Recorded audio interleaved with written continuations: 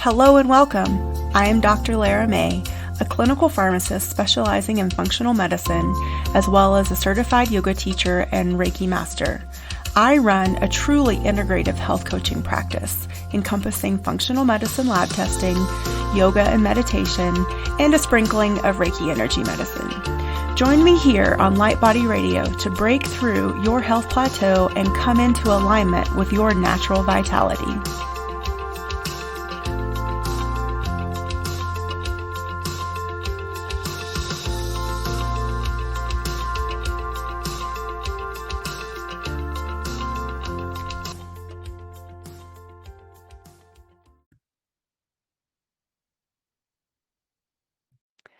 Hello and welcome to Light Body Radio. I'm your host, Dr. Lara May, and today I have with me an Ayurvedic practitioner that specializes in sleep coaching. So I'm super excited. This is going to be a really interesting conversation. I will let her tell you her name because it's a beautiful name and I don't want to butcher it. Hello, what is your name? Hi, so I am Vytaute Liutke. Beautiful, beautiful.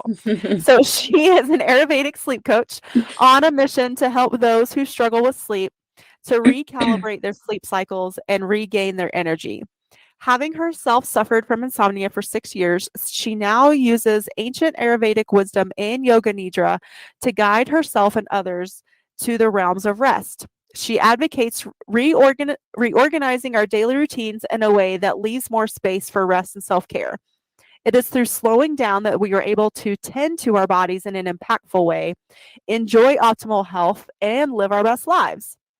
Vytaute lives in Belgium with her husband and 2 kids, and when she's not geeking out on the ancient Vedic sciences, you can find her hanging out in the forest, sipping chai, and taking care of her little ones. Welcome. Thank you for being here. I'm so excited to talk about this today.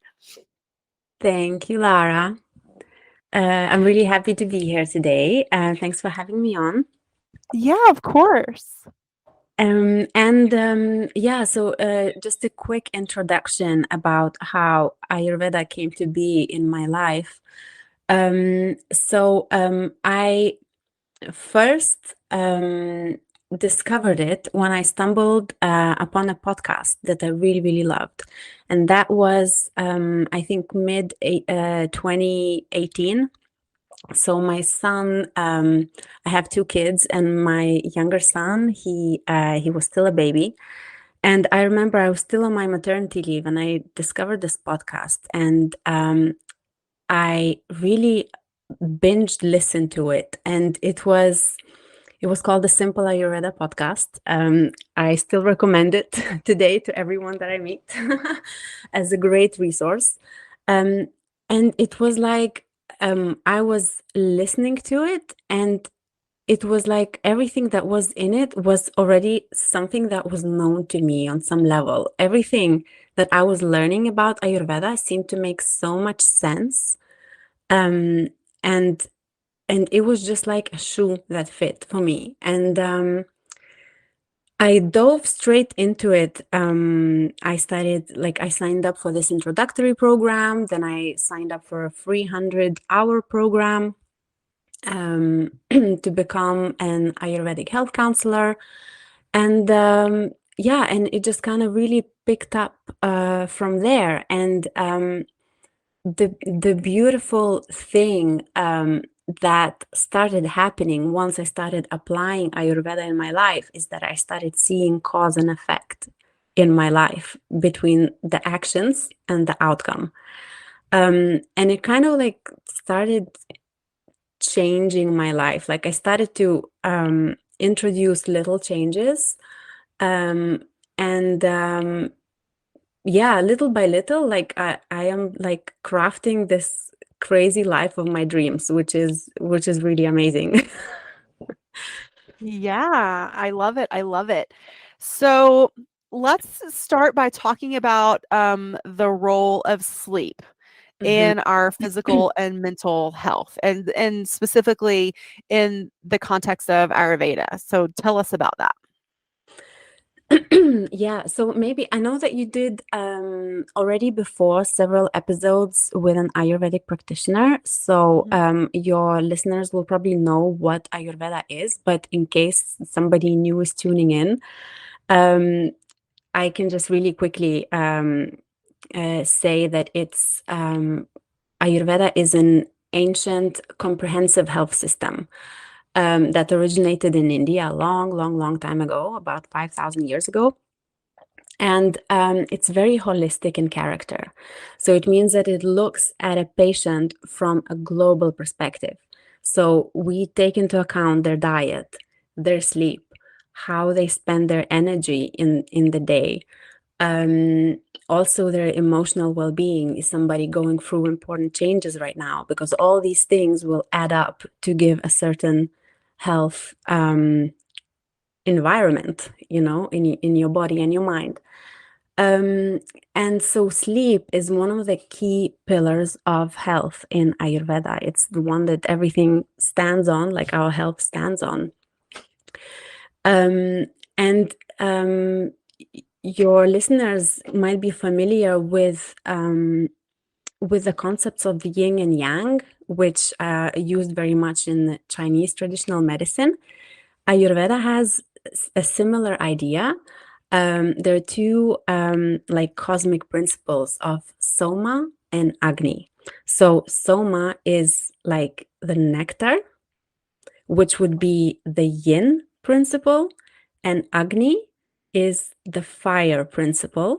So everything that denotes, action, the doing, the accomplishing, the running, all the yang things in our life.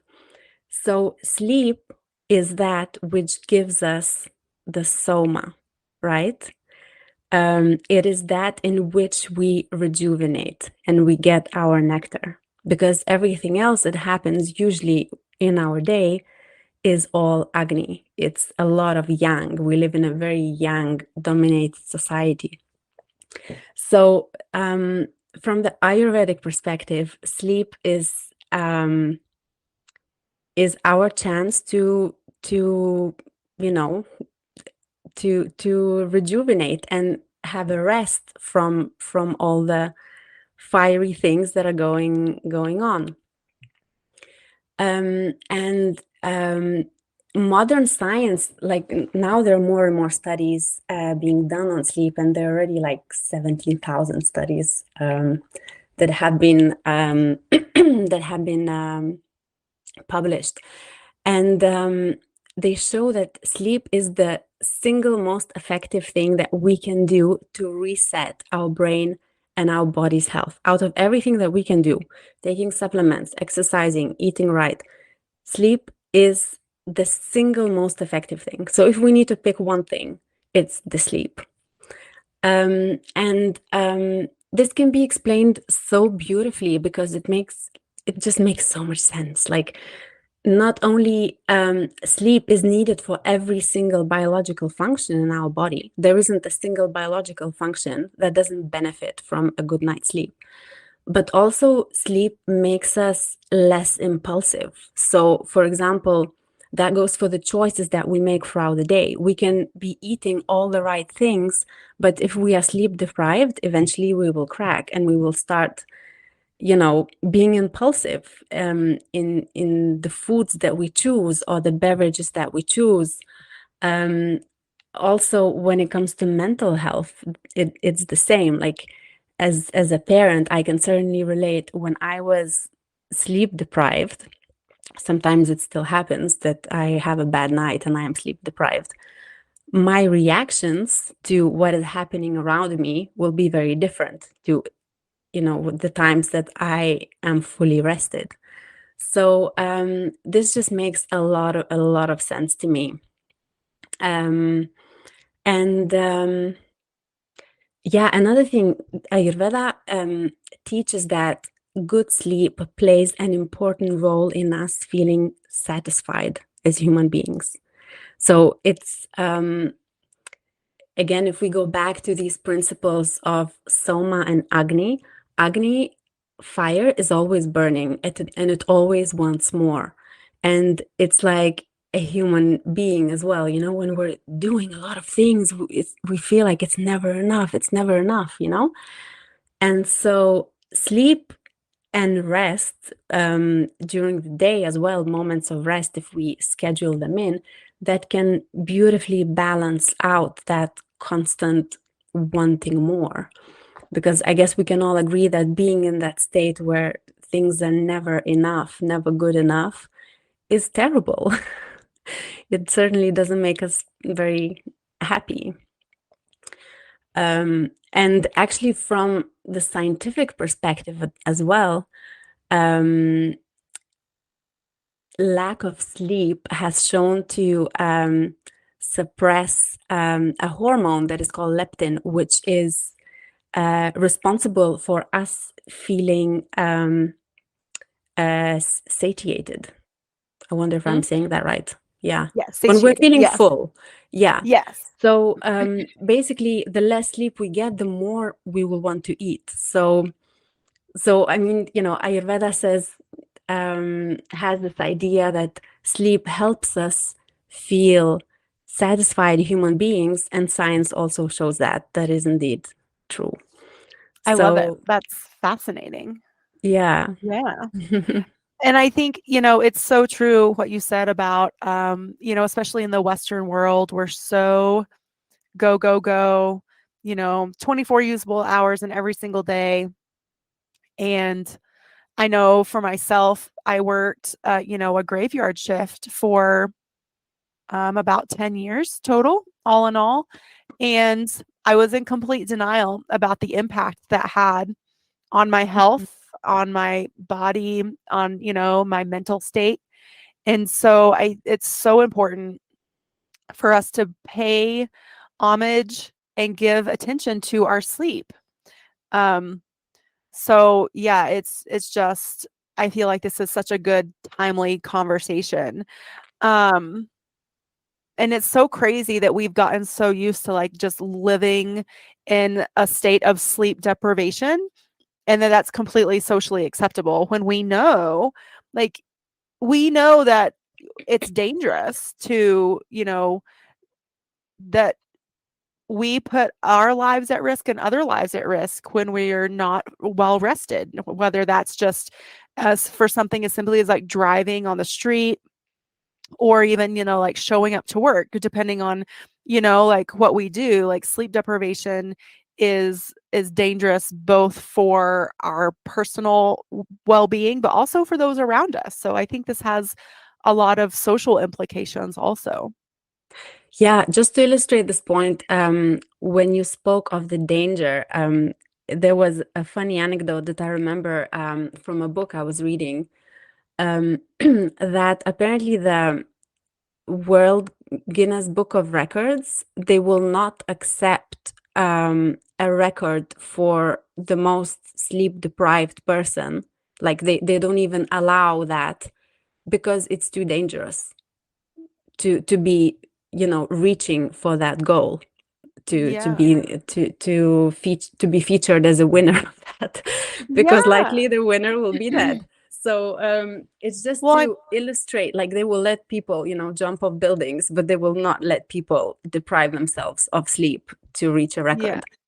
So I think they actually use sleep deprivation as like an interrogation and torture tool yeah, also. So like if that tells you anything, that we can unfortunately, you know, like treat our enemies in such a way with one tool, sleep deprivation, I think that's, you know, speaks a lot as well.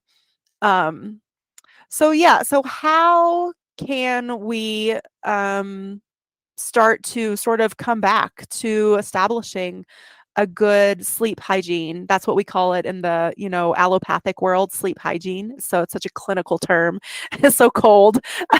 um, but so how do we start to create that for ourselves? What do you suggest? And then I definitely at some point also want to talk about yoga nidra. So yeah. we'll come back to that too. So but let's start with sleep hygiene and then we'll go to yoga nidra. Yeah, sure. So, Ayurveda loves sleep hygiene. It's not actually the term that is used there, but I'm also using this term more and more because I feel like people in our society are more open to that term, even though what is meant by that term is exactly what Ayurveda is asking for us to do if we want to sleep well. So the first the first thing would be to have a daily rhythm. That is very, very important, and that goes for the same as for your digestion as for sleep. Eating at fixed hours every day and going to bed at a fixed hour every day. That is incredibly, incredibly important. Because our bodies really love structure. They thrive when there's structure. They like knowing what is coming next because then they can prepare. So for our biological function, that is really, really key.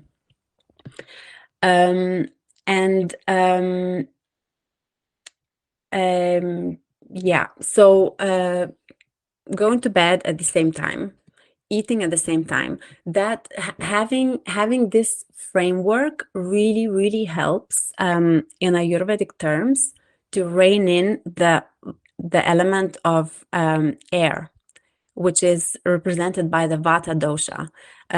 Your readers who who have heard a little bit about Ayurveda will know that Vata dosha is like wind, so it's very mobile, it's very quick, and it's the same dosha that, when out of balance, gives you insomnia and gives you anxiety. So when that is happening in your body, having a daily rhythm is very, very helpful because it's like a container to contain all that extra wind, and it really is very grounding. So that's the first thing. Another thing that I see a lot when I talk to people who are sleep deprived is the consumption of caffeine and watching your intake of caffeine. There is so much hidden caffeine that people are not really aware of. So they will typically think of coffee, but there are also energy drinks. A surprising amount of people are still drinking those. Oh yeah. Way too much, especially in the US. Yeah. And especially sometimes I'm working also with women who work longer shifts, and unfortunately they kind of feel like they really need it to make it through the end of their shift, and that's very that can be quite detrimental. So it's often very helpful to work with somebody who can craft a solution that that would give you the energy, but would not rob you of your resources in a way, because that is what happens when we consume caffeine. It's like living on credit. We get the illusion that we have all this extra energy, but it's only the illusion that we have it. It's not actually, like, our body does not have the energy, but we end up spending it, right? Because then we're like, oh, we're stimulated, and then we can like do all those things really fast, and we use up our inner resources, and then we just become depleted a lot faster. And another thing to mention about caffeine is that caffeine has in like a healthy adult human body, it has a half-life of about 5 hours. So it means that if you have an afternoon cup of coffee, by the time you're going to bed, you are done processing, eliminating just half of the caffeine that you consumed. So another half is still doing its job, stimulating you further. So especially if you have trouble falling asleep, then really keep your afternoon caffeine free. And the same goes for green tea as well, and black tea. They have less caffeine, but still, and dark chocolate as well. Yes. That one is so I did a panchakarma cleanse back in September, and Mhm, I've been caffeine free ever since. mhm. And I thought it was going to be a lot harder than it was, but I gave myself like a week prior to the panchakarma to start weaning myself off. And so then during the week long experience, there wasn't any caffeine available anyway. So Yeah. then like once I had completed it and I came home, I'm like, okay, well, I just want to see how my life goes without it. And yeah, I do feel a lot better. I feel more even keel. Mhm, And it's so funny, like that we exist on caffeine for probably so many years of our life that we forget what it's like to be without it, and that we can feel good throughout the day, that we don't have to have the peaks and then the crashes. And mhm. so what would you suggest if someone did want to experiment with weaning off of caffeine? Are there other and let's say like maybe there still is like that afternoon slump, or maybe for like someone like someone in healthcare that works those longer shifts, or maybe even fighting fires or whatever it is, you know, when we have those slumps, is there something that we can do that's not caffeine that would still give us a little bit of endurance for the rest of our shift or the day or whatever? Yeah. So, for the long shifts, I'm sorry, I'd forgotten your first question. Um, so it It was the was long. it. Yeah, what can we do? Is there like something that we can do instead of caffeine that would help us like Yeah, the weaning off. Yeah. yeah, yeah. So the weaning off, it really depends. There are people who are in the camp of, I want to cut everything cold turkey. I want to go off it, and I don't want to, I don't want to tempt myself.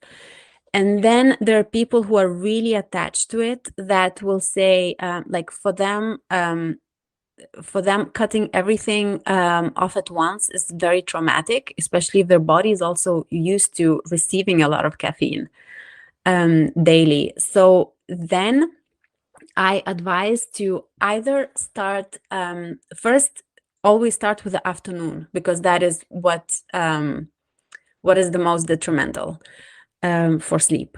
So I will, for example, ask if they're used to having 3 cups of coffee per day.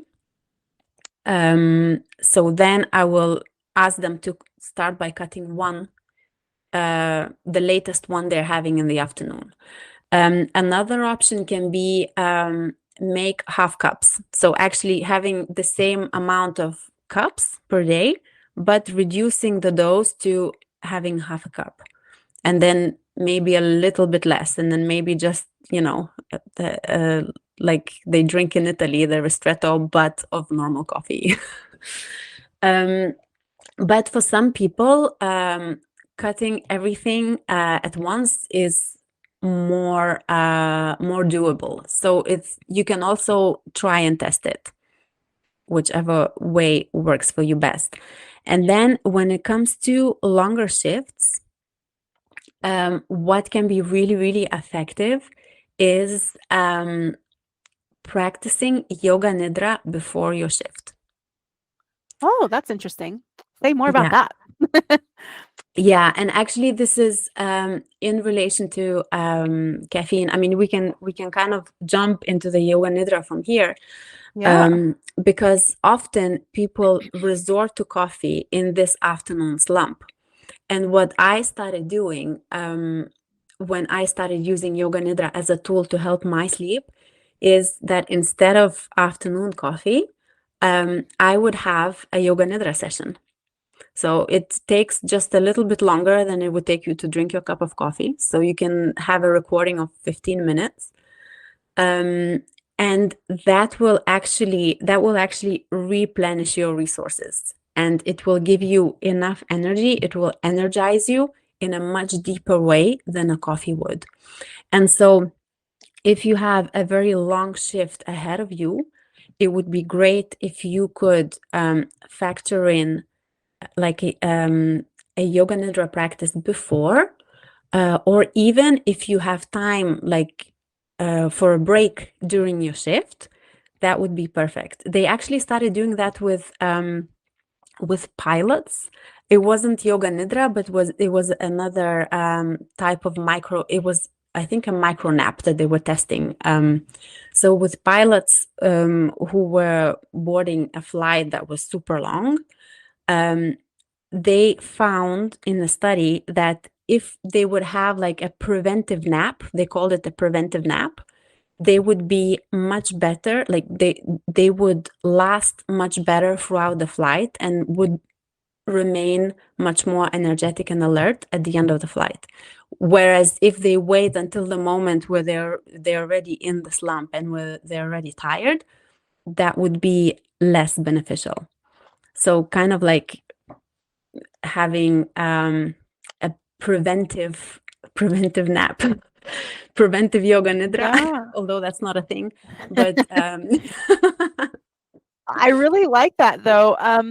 Because, and I will even say, I think this is a great transition too, because I think some people would even say, well, it's really hard for me to nap. Like it's hard for me to fall asleep. It's hard for me to take a nap.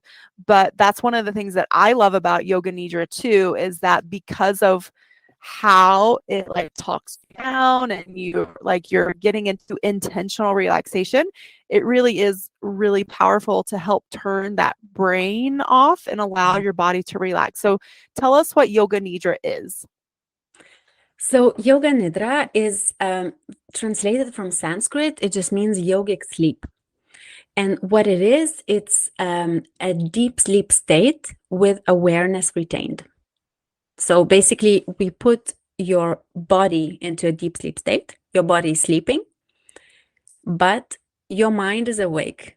You're awake. You understand what is happening. And this is done. Yoga Nidra is actually an ancient and a very advanced yogic technique. So it should be understood as such. Like it's not per se like a nap or a tool to cure insomnia. That's not what it is. It's actually a very advanced yogic technique. However, it is very, very accessible to everyone, which is why it's wonderful that it is accessible to people who are not even into yoga, and especially to people who have lost sleep, who are sleep deprived or insomniacs. The beauty of it is that you lie down, you relax, and you listen to the voice. That is all you have to do. And it's that voice will kind of guide you through a sort of a body scan. It's a bit more nuanced than a body scan. It's done in a very intentional way. But your mind will remain alert. Most people, when I use Yoga Nidra with my clients, most of them fall asleep because most of them are sleep deprived. Because I work mostly with people who are sleep deprived. And that's okay. It's not how Yoga Nidra was meant. But if that happens to you, that's not a problem. And usually Yoga Nidra, a practice of Yoga Nidra, will give us whatever we need the most in this moment. So if it happens to be a dream or or just a very nice nap, that's okay. Like you're getting all the benefits that your body and mind need the most. Yeah, so that's the beauty of this practice. What happens to us when we are in a Yoga Nidra state is that our brain activity can go to the slowest and most rejuvenating brainwave states. So that would be the delta waves, which are when we are in this when our brain is in this deep sleep state, that is when most healing happens. And that's why when we emerge from this yoga nidra state, we feel like we have rested super, super well. So that's why I said that a short session of yoga nidra will rejuvenate you and energize you way more than a cup of coffee. It's a totally different kind of energy. Um, yeah. And Yeah, I was just going to say I can completely attest to that because I started doing yoga nidra on my breaks at work. So I still work a few days in the hospital, and our shifts are anywhere from 10 to 12 hours. And so, you know, like you said, it doesn't have to be long, just 15 minutes, but I come out of that 15 minutes feeling like so refreshed, so rejuvenated, and more present, and really, you know, able to sort of like move through the rest of my day without this sluggish feeling, without that feeling of the sleep deprivation, or even like sometimes when you're sleep deprived and then you caffeinate, you like, I don't know about all of you out there, but I sometimes feel like an out of body thing that happens. yeah, that's Like I your know vata I'm has gone too awake. far. Yeah, like I know, like I'm just like moving through the day and going through the motions, but I don't really feel like in my body sometimes when in the past when I would live that way on a consistent basis. So yeah, it can be a really powerful tool to start to implement into your daily life, especially in the middle of the day. So yeah, I definitely would say try it out. Go for it. Yeah, I think for people who are sleep deprived, the best time to practice it is either in the morning if you have a chance, if you had a bad night, you know, that's a really good time if you can squeeze in 15 minutes before you start your day, because then your day will just be different. Like you will not feel this, you will not have this feeling that, you know, your day should be written off and feeling like a complete train wreck before the day even started. Or this early afternoon. That is a great time to practice it. My personal experience showed me that practicing yoga nidra in the evening is not the best for me and for some of my clients, because that gives you this extra energy. So then it can kind of sometimes mess your sleep pattern a little bit in the evening, in terms of being tired at 10 p.m., which is my time when I am always trying to, you know, be in bed. That's my fixed bedtime. But you can try different options and see if that works for you. If you manage to come out of the nidra state feeling just the relaxation without this extra energy, that could work in the evening as well. Do you think it's a tool that could be used for those that have a hard time going to falling asleep? Do you think yoga nidra could be something they could use, and then just if ideally it helps them fall asleep and then they just stay asleep, hopefully is the goal, Yeah, right? actually, I know people who use yoga nidra recordings in the middle of night wakings when they can't go to bed. That never really worked for me because I don't like having a device near me. And I don't want to put on a screen and you know, but if that works for you, that's great. I think once you regularly practice yoga nidra, it really helps you to kind of focus your thoughts and direct the influx of thoughts, which can be really helpful if your mind is going like dun dun dun dun dun and you can't go to sleep. So I think by doing this practice regularly, you're developing a very important skill which will help you um, with your, you know, falling asleep, with the anxiety that and the influx of thoughts that sometimes visits during that time. Yeah. Do you use any herbs or any adaptogens with your clients in terms of helping them sort of, I don't know what the word is, adapt to to being someone that's like embracing sleep instead of the alternative? Yeah, so I really love the herbalism part of Ayurveda. I really, really enjoyed studying it. However, the way I was taught was that herbs come as an auxiliary. It's never the first thing that I would suggest to my client, because the first thing is that they implement a routine, they work on their eating habits, on their mindful eating, on their sleep. If I see that, for example, if somebody is like constipated and they have chronic constipation for many, many years, and we implement the lifestyle changes, and I see that month after month it doesn't get that much better, then I will call in the herbs as an auxiliary. But I will, because often humans are funny, because sometimes if we know that there's a herb that we can take that will make it better, we don't want to do the work. Oh yeah, absolutely. And I think that's part of our culture too, especially Western culture. Like, oh, there's this thing I can take instead of changing all the things that I need to change that will completely reverse whatever is bothering me. I'm just going to take this herb, this pill, whatever, and it'll fix it. Yeah, And then I don't have to yeah, change. exactly. There is this amazing combination of herbs. You probably know it, called trifala. Yeah, you know it. It's Yes. Oh yes.